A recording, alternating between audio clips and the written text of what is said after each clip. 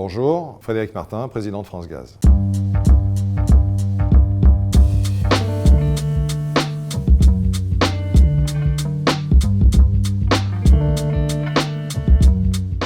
Dans le contexte si particulier de 2025 que nous connaissons, tant sur le plan géopolitique, économique ou, j'allais dire, social, mon premier vœu va d'abord vers les hommes et les femmes de la filière gazière qui sont son âme et à qui je souhaite évidemment bonheur et réussite tant sur le plan professionnel que privé. Le deuxième vœu va aux entreprises du secteur gazier.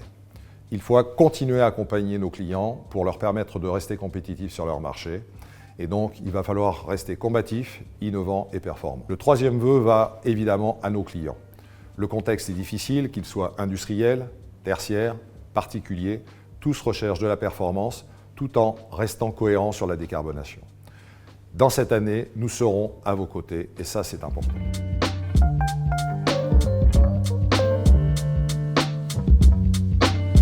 Concernant la filière des gaz verts, on parle souvent de la production de gaz vert, par la méthanisation notamment, ou par la production de digestat tant utile au secteur agricole. Aujourd'hui, nous avons présenté, en tant que filière gaz, un baromètre qui met en lumière toute l'industrie, tous les emplois qui sont sous-jacents à la production de gaz vert dans nos territoires. Que retient-on de ce baromètre? Une filière d'abord dynamique, jeune et extrêmement enracinée dans les territoires. C'est 300 entreprises, 1250 établissements et pour près de 40% d'entre elles, des établissements installés dans des communes de moins de 10 000 habitants.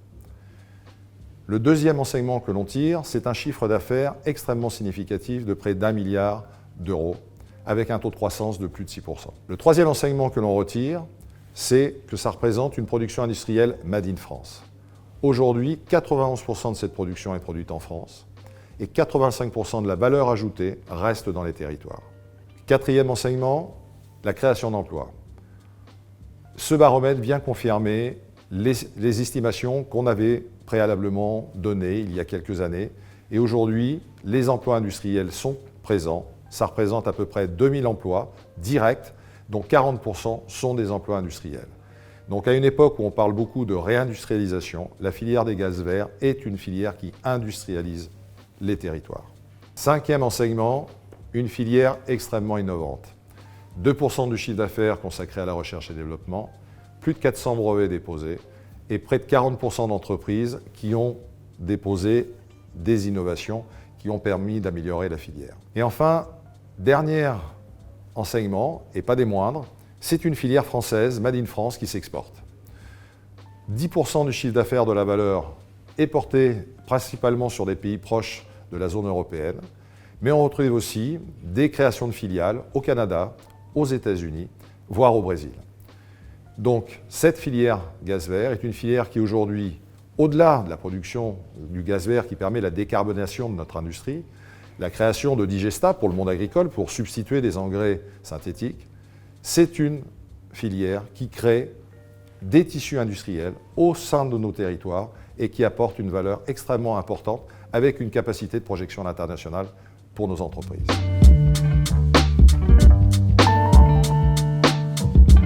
En ce début d'année 2025, écoutez, toute la filière gaz, et notamment par le biais de France Gaz, dont j'anime la présidence, va avec l'ensemble de nos adhérents construire la filière gazière de demain. Et donc nous nous attacherons tout au cours de l'année, d'abord à dialoguer en continu avec les pouvoirs publics français, européens, pour sécuriser le prochain hiver, c'est très important, tant au niveau de nos clients, mais également au meilleur prix. Lever les freins à la réalisation des projets dans les territoires de production de gaz vert. Et ensuite, faire valoir la valeur décarbonée du produit dans les méthaniseurs, produit dans les installations d'épuration, de boues d'épuration. Tout ça pour effectuer une résilience globale de notre système, tant sur le plan social, économique, mais également infrastructure. Ensuite, le point qui me paraît évident sur cette année, ça va être de défendre l'intérêt de nos clients, qui sont dans une conjoncture économique extrêmement difficile, tant sur le plan européen que français. Et donc on s'attachera à être très performants pour leur permettre de rester performants eux-mêmes sur leur marché d'origine. Enfin, la filière travaillera à la préparation de l'avenir par la signature de partenariats stratégiques avec le monde agricole, le monde des déchets solides, le monde des déchets liquides, car aujourd'hui, plus encore qu'hier, les réseaux, les infrastructures gazières, outre leur rôle assurantiel sur le système énergétique européen, sont de plus en plus un outil de valorisation des déchets issus des territoires. Et donc il est essentiel de préparer l'avenir, et donc nous serons très attachés à ce que l'innovation et les nouvelles technologies permettent de projeter un avenir serein pour 2050, entièrement décarboné et issu de nos territoires.